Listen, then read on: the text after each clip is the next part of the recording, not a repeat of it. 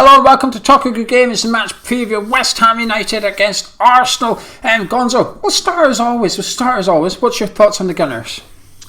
Well, they're flattering to deceive, really. Let's be perfectly honest. They're way down on where they wanted to be. Obviously got a big victory in the North London derby against Tottenham. Weird game. Actually, it's quite funny actually because they've spent big, Geo. They have spent big. If you look at Pepe and can't remember the fella they bought from Atletico Madrid this season. Thomas Partey. Yeah, absolutely. Big wages on Aubameyang. Yeah, it appears to be the loan signing of Odegaard, who's come in and done well, and then of course you've got these young players like Smith Rowe and Saka coming through. And of course they spent big money on Willian as well, didn't they? So. They're funny. They're like a contradiction of a team, really. You've got all these big money players, but then these young players coming through. I don't know. Some might say it's a good blend, but it's odd. It doesn't feel like it's particularly planned, if you know what I mean. Yeah. Anyway, before I give my thoughts on Arsenal, if you think you can do better than your Pepes from your what's another player beginning with P? Your Pepes from your. Pavel Cernicek.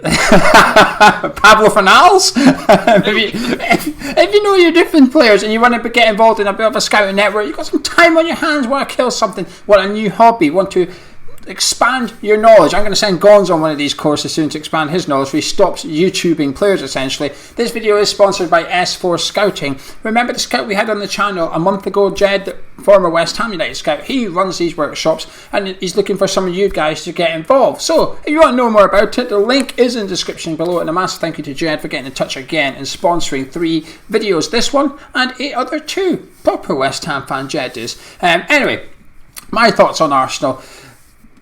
I think it's what I would call a learning curve for Arteta. Arsenal need to be patient. They've got to be patient with someone. I don't think they were patient enough with Emery. I think now with Arteta, I think you've almost got to just give him time. When I say time, I don't mean 10 games, 20 games. I mean 2-3 seasons. You have to allow him to get this transition right. Willian was what I would call almost a desperate signing, no transfer fee involved. You look, he's a free agent, you're thinking, well, that's a good deal. Well, then, like you said, you're then stuck with him on a big contract, big wages. You're trying to play Smith Rowe, who's probably on a third of what Willian's on, and Willian's on the bench. And there's just this unbalanced thing going on, which is funny actually, because Arsene was probably the one manager that liked the balance. If everyone at Arsenal under him got paid the same, regardless of your squad role, everyone got paid the same. But now it's completely gone topsy-turvy, and I think you need to allow Arteta to just try and move on some of the older expensive players, some of which he purchased, but allow the new emerging talent to come through. And it's a bit like Man United. I think half the squad's good enough, half the squad is good enough, but the other half just aren't quite there. And you're going to need a lot of time to rebuild this Arsenal team, because the fear factor's been gone from Arsenal for quite a while. This game's no different. The fear factor's not there for me. But you have to allow Arteta, because the thing is, not only has he got to change Arsenal, he has to learn about himself. He's not a 50-year-old manager. He's not a 55, 60-year-old manager. He's a young manager. This is his first managerial job. You've got to allow him to learn, him to grow. It's a bit like what Fulham are doing with Scott Parker. As we record and Fulham are playing, Fulham have got to allow Scott Parker to develop himself. If you want a finished article as a manager, you shouldn't have got Arteta in, as simple as that. But you got him in, so you've got to allow him to almost be the rookie manager, which he is, and allow him to grow. You were a big fan of Arteta when he was at Man City. You wanted him at West Ham. Yeah. How do you think he's got on so far at the Emirates? Average, but like you say, needs to be allowed time to build. Really, it's a bit like the Ferguson succession, really, isn't it? How good could David Moyes have been? Well, we don't know. How good could Jose Mourinho have been? Well, it's difficult to say. Louis van Gaal, of course, there, and now Solskjaer seems to be getting a little bit more time, and it looks like they might be offering him a new contract as well. Look, he's clearly got an ethos. He's clearly very good on the training ground. Perhaps a little bit too much of an ethos, because they keep on passing it around too much at the back and getting caught out. I watched some highlights just before we recorded this video today, and I saw 3 very recent examples of them passing it around at the back, and it resulted in a goal. So we better press them high and fast. But he's got to be allowed to build it. I do find it funny though, just to go back to what I said at the start. It is a contradiction to bring in these big players, but clearly he wants to bring the youth through as well. I do find. I mean, he's brought a guy in on loan, hasn't he? Odegaard, and also he's got Caballos. They're from the same club. They're both from Real Madrid, quite possibly. So it's a real funny one. You know, some of their better players are the ones on loan, and the big money signings haven't worked out. Look, maybe he's a good coach. Maybe they need to separate the buying and the selling from the coaching. I don't know. So mind you, Edu does the director of football role there, I think. So it's a C plus, I think, but it's not good enough. Arsenal need to be challenging for certainly top 5 or 6. Yeah, and they're not far off it though. If they beat us on Sunday, I think they're only 2 points behind Liverpool. Which, if you said to an Arsenal fan at the start of the season, with 9 games to go, you will be 2 points behind Liverpool, they'd get excited because they would think they're second in the league. They would Liverpool in the relegation zone. But they're not. But they'd be 7th and 8th in the league at this point. But what they are doing, it is slow progress. They're still in the Europa League. The Europa League's a big one now. They've got to put all eggs in one basket here. Go for that competition. They've got Slavia Prague in the next round. I think it's a difficult fixture for them, but they're on sort of the right side of the draw. On the other side of the draw is Ajax, Roma, and Man United. So actually the route to the finals, possibly, they can get past Prague. It's a little bit better for them. And of course that reward is Champions League football. And as mad as this is going to sound, I actually think Champions League football would harm Arteta. I think he'd actually be better off with one more season away from the spotlight where he can go into the top four. Because next season, if he was in the Champions League, he's got to focus on the Champions. He's got to focus on getting out the group stages, and I think it would have a knock-on effect for his league. I think he'd do have a similar season again in the league. I think he'd actually be better off having a season where he goes for the top 4, he gets into the top 4 domestically, goes for a domestic cup or something, and has another season in the Europa League, because that Europa League has allowed him to play the likes of Saka. Now Smith Rowe was on loan, then he took him back in, but it has allowed him to have a look at now whether he's obviously not liked them very much, but it got Maitland-Niles some minutes, it's got Willock minutes. They've gone out on loan to West Brom and Newcastle, but you have to assume the plan is to bring them both back to Arsenal with minutes under their belt. And if that's the case, I think the Europa League is where they would gain more minutes next season. But actually the Champions League, I don't think they're good enough for the Champions League, that team. I don't think Arsenal's good enough for Champions League. So I actually think, strange as it sounds, I think the Europa League would be a better fit for Arteta and his squad as it is. What would be Arsenal's aim next season, do you think? As neutral, season, what do you think they've got to aim for next season? Well, next season they've got to get back into the top 4. It's the whole premise of moving from Highbury to the Emirates, the amount of money that they do spend, and I know they've just got Mesut Ozil off the wage bill, but they spend some players get 300-400 grand a week. You know, I think Pepe was, what was he, in excess of 60 million, quite possibly. When you're paying those sort of wages and those sort of transfer fees, Aubameyang's just signed a new deal, of course, hasn't he? Mega money. You have to be looking at Champions League. So they might they might win the Europos Cupos. You never know, do they? But they have to get Champions League next season. Completely agree. Players you admire?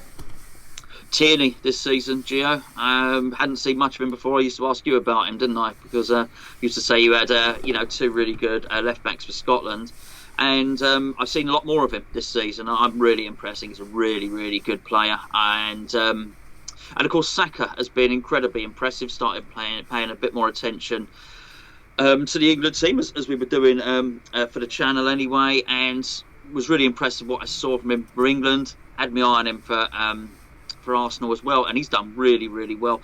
And I also, Lacazette looks like it's a funny one. I don't really know what's going on with Aubameyang and Lacazette. He seems to be swapping them in and out. Clearly they're good players, but Odegaard, and I've mentioned him twice in this video already, is a very, very good technical player. I think he went to Real Madrid when he was 16 or something like that.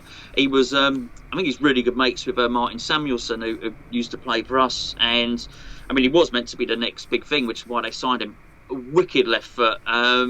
Just got some really, really good players. But I think it's funny, Gabriel I really liked when he first came in, but and he still looks a really good player, but also he's got a mistake in him.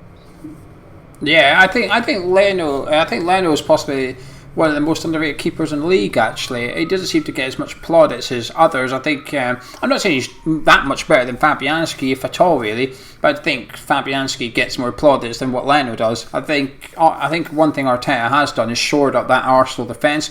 They're very individual error prone still, but that comes down to the player. You can't manage that. What Xhaka did against Burnley to let Chris Wood score, it's got nothing to do with coaching, tactics, or anything. That's just an individual error. But in terms of the way they're lining up, the way they're defending as a team and as a unit with the keeper, I think Arteta's really got them a little bit better. Their defence is one of the better defences in the league, particularly post-Christmas. They've really tightened up back there. I think the keeper is a large part of that. I think Kieran Tierney is the second best left back in the league this season. I think only Luke Shaw sort of is up there with him, and even then you can make an argument.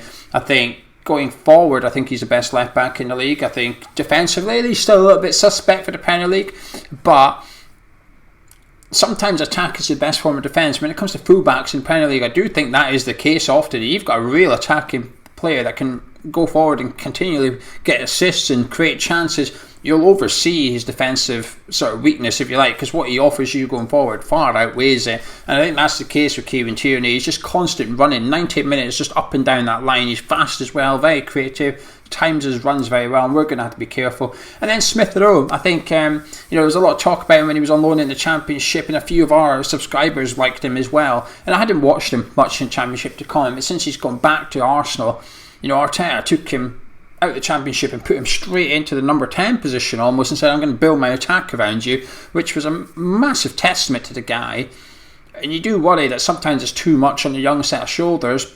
He's embraced it. I think he's been brilliant. I think the partnership between him and Saka is really, really good. I enjoy watching them two play in tangent, actually. When he got Smith Rowe got injured a few weeks ago, he thought, oh, that might help West Ham, but he's back now. And Saka got injured last week against Tottenham. I thought, oh, that might help us out. He missed Thursdays. However, I noticed something sneaky.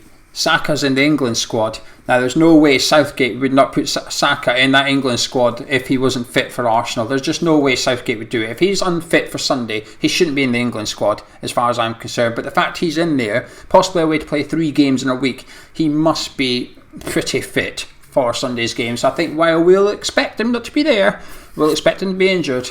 I reckon something sneaky's going on. Anyway, ready to talk about West Ham? Yeah.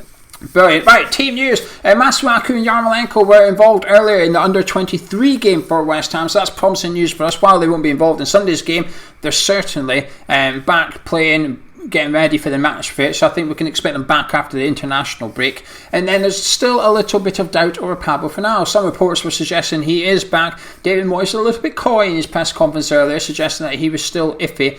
But for the sake of the preview, I think we'll assume Fornals is fit. I expect him to be fit. Bear in mind, David Moyes tried to tell us Fabianski wasn't back in training while the media team was posting pictures of Fabianski in training. Obviously, Jesse Lingard back as well after being ineligible to face his parent club. So with that in mind, let's talk West Ham, Gonzo. 4 at the back of 5 at the back. We've been switching between them now, and we're coming up against that funny team because sort of bottom half team, 4 at the back, top 6 team, 5 at the back. But Arsenal's like a poor top 6 or a really good other, whatever you want to call them. Yeah, I will go with 4 at the back for this one. Just switch it back. I mean, I don't think Ben Johnson's had the best of games the last couple of games as well, so takes him out the firing line. No slight against him. He'll be back, and I just think it allows us to get... We have to pose some threat. We've got to grasp the nestle now. It's there for us to take. We're not going to get European football by respecting the point. I know that's not Moyes' mantra, that's Allardyce's mantra. We've got to go for this, so I would like the extra attacking threat on the pitch. I completely agree. Back 5 sort of picks itself a little bit. Yeah, it does, which is obviously, unless Ogbonna's miraculously recovered, then we're going to go with Diop and Dawson, and obviously Soufal and Cresswell with Fabianski between the sticks. Yeah, no, I think the last few weeks we've been agreeing on the lineups, and David Moyes has been agreeing with what we've suggested as well. That's 3 weekends in a row now, what I've wanted to see Moyes has done. So, Mr. Moyes, don't you worry, we might be different on this one, so we'll see which one he listens to. The midfield 2, as always, Vice and Souček, but what would you like ahead of that? I'd like Fornals to play centrally there, because we're missing the additional defender. I want someone that's going to run and graft in the middle, and I think he's the very man for the job, mate. And the rest of the team? I'll go with Lingard, Benrahma, and Mikel Antonio. See, I've changed. I've done something different. I struggled a little bit, and I'll tell you why. The first name I wrote down was actually Jared Bowen, because I'm scared of Kieran Tierney. Because on your team, you've probably gone and got Lingard on the right. Now, while I think Lingard might track Tierney for 70% of the game, I don't think that's enough. I think you've got to track Tierney for at least 90%. That 30% that Lingard just lets him go, that's enough to punish us. Tierney is good enough to punish us with a cross. He even likes a shot himself. So he is good enough. And I just worry. I actually think he is one of their main players going forward. Where the other side of the pitch, whether it's Bellerin or Cedric he plays, I don't fear them at all. Actually, over there you can do what you want, but I think we need to stop Kieran Tierney, and I think Jared Bowen is the best man for the job there, actually. Okay, offensively, Bowen's been under par. He probably doesn't deserve to start, but I do worry that Lingard or Fornals would track him, but he's just not fast enough. Yeah. Benrahma, I would play Bowen on the right for this one. Maybe I'm approaching it wrong, Gonzo, but Kieran Tierney just worries me far too much for this. Yeah, no, I can see your logic there, and I did actually have him in the team, and then until I realised I put 12 players, I've written 12 players down, which is probably the way forward. I still didn't put 2 goalkeepers there, even though I had 12 players. Bellerin's been bombing forward as well, though, and obviously he's very, very quick. That is a little worry for me down that side as well. That being said, we can't spend all our time worrying about this. Now is the time to get the win and to do something here. I was watching. He's swapping the team around a bit, Arteta as well. But watching David Luiz against Olympiacos, I would really quite fancy Mikel Antonio to sort of rough him up a bit and give him a hard game. So I do think it's pivotal we get a really good game from Antonio. So who do you think I've left out then? Who do you think my other 3 players are? I've left out one of your attacking 4, haven't I? So who do you think I've left out? Well, you've left out Benrahma. No. Oh, you're sneaky. You've left out Antonio. No, I've left out Fornals. I would put Lingard in the middle because I would like to see Lingard up against Xhaka, to be honest with you. I would like to see Jesse Lingard up against... I think Xhaka would be fine with Fornals. A feisty little player in there, Xhaka's okay with that. Xhaka doesn't mind a little physical battle, a little slow player. I think there would be a good contest there. I think Lingard, I don't think Xhaka would fancy that. Someone running at him with a little bit of speed about him, I think Xhaka would think, oh, bugger this guy. But I would like to see Benrahma. I think he'll start Cedric right back. Arteta seems to be playing Cedric a bit more. Then on Thursday he played Bellerin, so I would assume he's resting Cedric. And I would fancy Benrahma up against him any day of the week. I really, really would. And then Antonio's just like picking by default. I almost wish there was another striker because I think Antonio's been a little bit below par himself, but there's just not really any option to put up there. So he sort of plays by default, but we need a big performance from him. Bit harsh on Fornals, but if he's not 100%, and I think he works well against Tottenham and Man City and stuff, but I just want to see us be a little bit more offensive. You know, after the international break, we've got Leicester and then Chelsea. I would probably bring Fornals back in for those games, but for this one, I just want to see us on the front foot, actually. I want to see us taking the game to Arsenal because they are not a Man City or a Liverpool or a Man United. I think we've respected those teams far too much, but I just don't think Arsenal's got that sort of... I don't think Moyes will fear Arsenal as much as he did Man United and stuff. Do you know what I mean? I think actually, while his record against Arsenal stinks, 19 years of a Premier League manager, he's never won away to Arsenal. But we've got the second best home record in the league behind Man City. And I think Moyes is going to show that, actually. I'm quite comfortable going into this game that we're going to see a completely different mentality from West Ham. Yeah, well, we're certainly going to do our little tactic at the start of the game, aren't we? Oh, don't forget, of course, we were very unlucky to lose to them early on in the season. It was 2 individual errors, one from Rice, one from Yarmolenko. I know they've improved since then, and they are a team with a bit of momentum behind them and whatnot.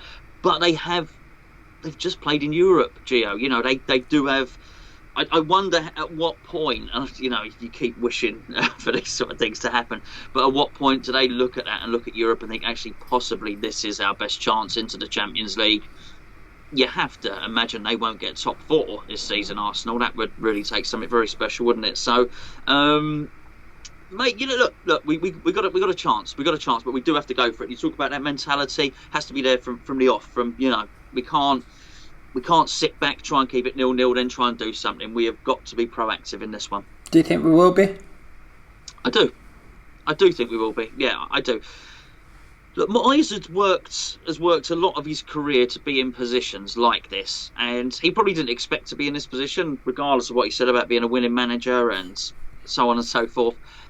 But now he is, and sometimes you just gotta. It's like you say, you know, when presented with new evidence, you have to change your opinion, and maybe now he looks at it and thinks, do you know what? Let's just go for it. I mean, what's the worst that can happen? Well, nothing. He's still going to get his new contract. We're not going to get relegated.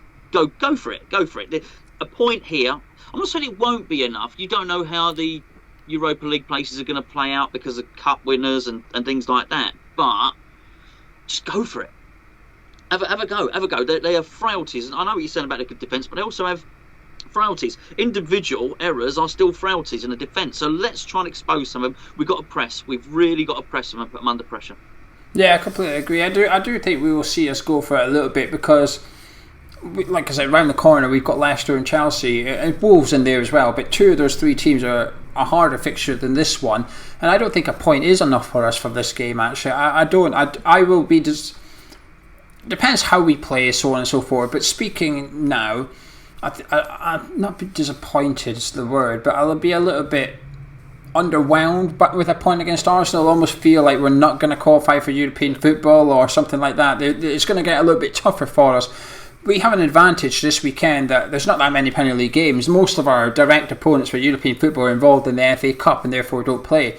But Tottenham are one of the teams that do, and we play before them. And I want to see us win. I want to see us, Mourinho, thinking, oh, look, you know, West Ham just gone and won, you know, kind of thing. And I want Klopp to be sat at home watching it thinking, oh, bloody West Ham, you know. I want teams to fear us, and I think they do, but I want teams to fear us by our lead position, by our form and stuff, and it sort of takes the pressure off going into Leicester and Chelsea. I think at the minute, those four games, Arsenal, Wolves, Leicester, Chelsea, we can get 7 points out of those four. I think that would be a wonderful achievement. Yeah. So we only get a point, say, on Sunday. That means we've got to get 6 against Leicester, Chelsea, Wolves. That's a lot of pressure, but we get a win here, and all of a sudden, just 4 points out of that 3 games becomes doable, and it becomes a really, really good point haul for us and puts us in a really good position going forward.